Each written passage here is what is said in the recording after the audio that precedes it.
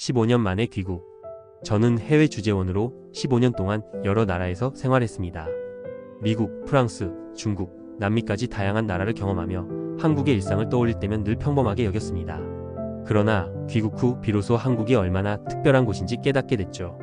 귀국한 첫날 밤, 자정 무렵에도 거리 곳곳이 밝게 빛나고 사람들이 안전하게 다니는 것을 보며 신기하고 놀랐습니다.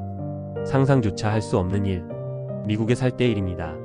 잠시 카페에서 화장실을 다녀온 몇 분 사이 노트북이 사라진 적이 있었습니다.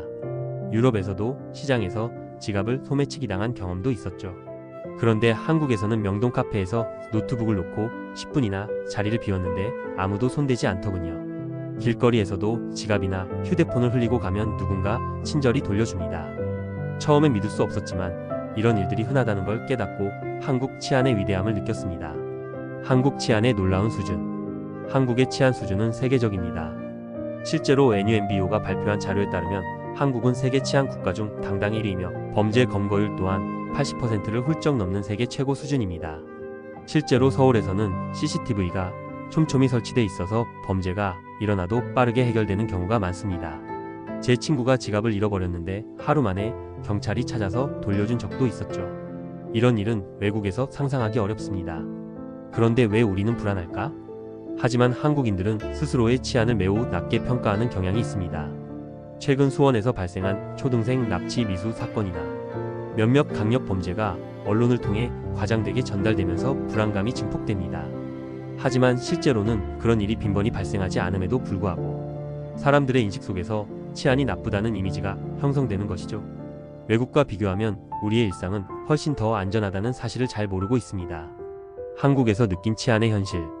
귀국 후 늦은 밤, 아이들이 공원에서 안전하게 놀고 있는 것을 보며 처음엔 매우 놀랐습니다. 미국이나 유럽의 여러 도시에서는 해가 지면 어린아이 혼자 돌아다니는 모습을 보는 건 거의 불가능합니다.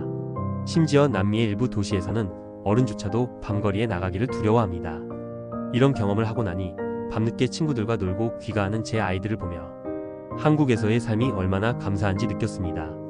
외국인이 본 한국. 외국인들이 본 한국은 우리와는 크게 다릅니다. 제 외국인 친구는 처음 서울에 왔을 때 한밤중에도 거리를 자유롭게 다닐 수 있다는 사실에 크게 놀랐습니다. 한국의 교통, 의료, 치안 시스템은 그들에게 놀라움의 연속이었습니다. 외국인 친구가 길에서 지갑을 잃어버렸다가 금방 찾은 경험을 이야기하자 한국은 정말 믿을 수 없는 나라다라고 감탄을 하기도 했습니다. 정작 우리는 이것을 모르고 불안해하는 것이 안타까웠습니다. 우리가 모르는 한국의 강점. 한국의 치안은 단지 경찰력만의 힘이 아닙니다. 시민의 높은 의식과 공동체 정신이 만들어낸 결과입니다. 외국에서 흔히 볼 수 없는 잃어버린 물건을 주워서 돌려주는 문화는 바로 이러한 시민의식에서 비롯됩니다.